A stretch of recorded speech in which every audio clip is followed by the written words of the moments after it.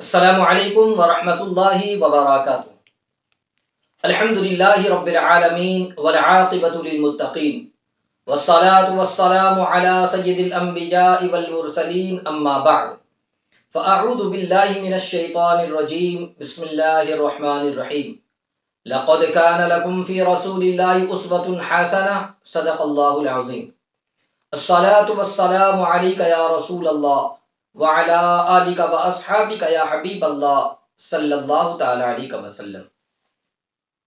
ناظرین محترم، آج کا ہمارا درس نمبر 5 ایپیسوڈ نمبر 48۔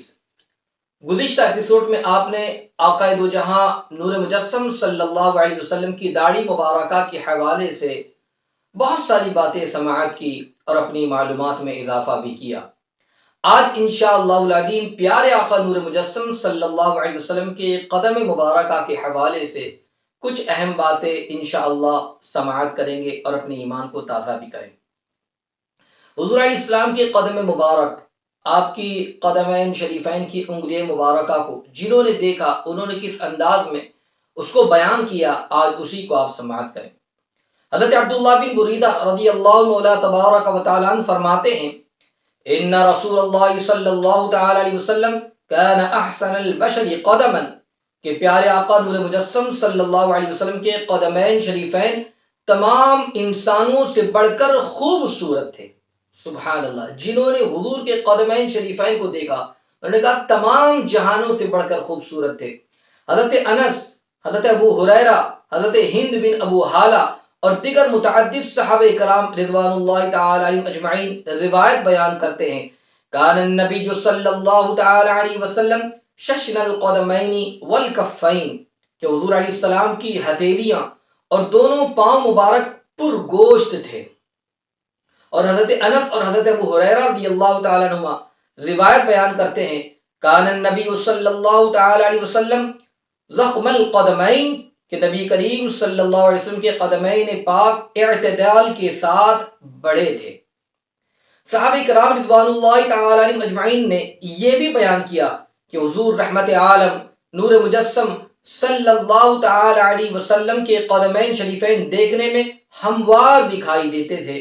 روایت کے الفاظ جو بیان کیا گیا ہے کہ کان رسول اللہ صلی اللہ علیہ وسلم مسیح القدمین، حضور صلی اللہ علیہ وسلم کے قدمین شریفین ہموار اور نرم تھے۔ تو اتنی روایتیں جس سے اس بات کا اندازہ لگایا جا سکتا ہے کہ آقا علیہ السلام کے قدمین شریفین خوبصورت بھی تھے، پرگوشت تھے، ہموار تھے، نرم تھے، اور پھر انگلی مبارکہ کے حوالے سے سبحان اللہ قدمین شریفین کی انگلی مبارکہ، حضور رحمت عالم صلی اللہ علیہ وسلم کی مبارک پاؤں کی انگلیاں حسن اعتدال اور حسن تناسب کے ساتھ قدرے لمبی تھی۔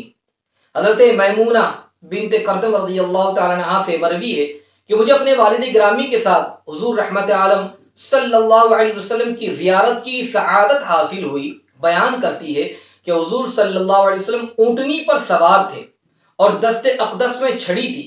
میرے والد گرامی نے آپ کے مبارک پاؤں تھام کر آپ کی رسالت کی گواہی دی۔ اس وقت مجھے آپ کے قدمین شریفین کی انگلیوں کی زیارت نصیب ہوئی۔ سبحان اللہ۔ اور پھر فرماتی ہے فما نسیت فیما نسیت طول اصبع قدمہ السبابۃ علی سائر اصابعہ، بیان کرتی ہے کہ میں آج تک حضور صلی اللہ علیہ وسلم کے پاؤں مبارکہ کی سبابہ یعنی انگوٹھے کے جو ساتھ والی انگلی ہوتی ہے کا دوسرے انگلیوں کے مقابل میں حسن طوالت نہیں بھولی۔ سبحان اللہ، آپ نے قدم شریف کی زیارت کی اور انگلیوں کی خوبی کو بیان کر رہی۔ حضرت ابو جحیفہ رضی اللہ تعالیٰ عنہ روایت کرتے ہیں کہ ایک روز آقا محتشم صلی اللہ تعالی علیہ وسلم اپنے خیمے سے باہر تشریف لائے تو مجھے آپ کی مبارک پنڈلیوں کو دیکھنے کا شرف حاصل ہوا۔ حضرت ابو جحیفہ رضی اللہ تعالیٰ عنہ چشم تصور میں آج بھی اس منظر کی یاد اس طرح تازہ کرتے ہیں اور بیان کرتے ہیں کأنی انظر الی وبیض ساقی، کہتے ہیں کہ گویا میں حضور رحمت عالم صلی اللہ علیہ وسلم کی پنڈلیوں کی سفیدی دیکھ رہا ہوں۔ سبحان اللہ، حضور کی پنڈلی مبارکہ کا کیا کہنا، اس کی سفیدی کا کیا کہنا۔ حضرت جابر بن سمرہ رضی اللہ تعالیٰ عنہ فرماتے ہیں کان فی ساق رسول اللہ صلی اللہ تعالی علیہ وسلم حموشۃ، فرماتے ہیں کہ حضور صلی اللہ علیہ وسلم کی مبارک پنڈلیاں پتلی تھی 100 اونٹوں کی لالچ نے سراقہ کو قافلے ہجرت کے تعاقب پر جب اکسایا، اس تعاقب کے دوران انہیں تاجدار کائنات صلی اللہ علیہ وسلم کی مبارک پنڈلیوں کی زیارت ہوئی اور وہ اپنے احساسات اس انداز میں بیان کرتے ہیں: فلما دنوت منه وهو على ناقته جعلت انظر الى ساقه كانها جمارة. کہتے ہیں کہ جب میں حضور صلی اللہ علیہ وسلم کے قریب پہنچا، اس وقت آپ اونٹنی پر سوار تھے، مجھے حضور صلی اللہ علیہ وسلم کی پنڈلی کی زیارت ہوئی، یوں لگا جیسے کھجور کا خوشہ پردے سے باہر نکل آیا ہو۔ سبحان اللہ، پنڈلی مبارکہ کی کس طریقے سے تعریف کر رہے ہیں۔ اور حضرت جابر بن سمرہ رضی اللہ تعالیٰ عنہ بیان کرتے ہیں: کانا رسول اللہ صلی اللہ علیہ وسلم منحوس العقبین، کہتے ہیں کہ رسول اللہ صلی اللہ علیہ وسلم کی مبارک ایڑیاں جو ہے وہ پرگوشت تھی۔ سبحان اللہ۔ اور اس کے ساتھ ساتھ قدم شریف کے حوالے سے، انگلی مبارکہ کے حوالے سے، پنڈلی مبارکہ کے ساتھ جو ہے آپ کا جو طلبہ مبارکہ تھا، سبحان اللہ، اس کے بارے میں پیارے آقا علیہ السلام کے مبارک طلبے قدرے گہرے تھے، زمین پر نہیں لگتے تھے۔ حضرت ہند بن ابو حالہ رضی اللہ المولا تبارک و تعالی بیان فرماتے ہیں: کانا رسول اللہ صلی اللہ علیہ وسلم ششن القدمین خمسان الاخمسین، کہتے ہیں کہ رسول اللہ صلی اللہ علیہ وسلم کے قدمین مقدس پرگوشت تھے اور تلوے یہ قدرے گہرے تھے۔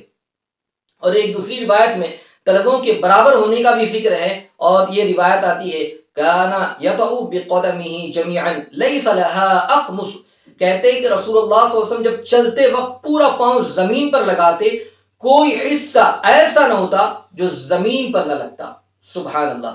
تو ان دونوں روایتوں کی محدثین نے جو تطبیق بیان کی ہے، اس کا خلاصہ یہ ہے کہ چونکہ طلبوں کی گولائی معمولی سی تھی، اس لیے حضور صلی اللہ علیہ وسلم خرام ناز سے آہستہ قدم اٹھاتے تو پاؤں کے تلوے زمین پر نہ لگتے، لیکن جب زور سے قدم اٹھاتے اور قدرے سختی سے پاؤں زمین پر رکھتے تو تلوے بھی نقوش پا میں شامل ہو جایا کرتے تھے۔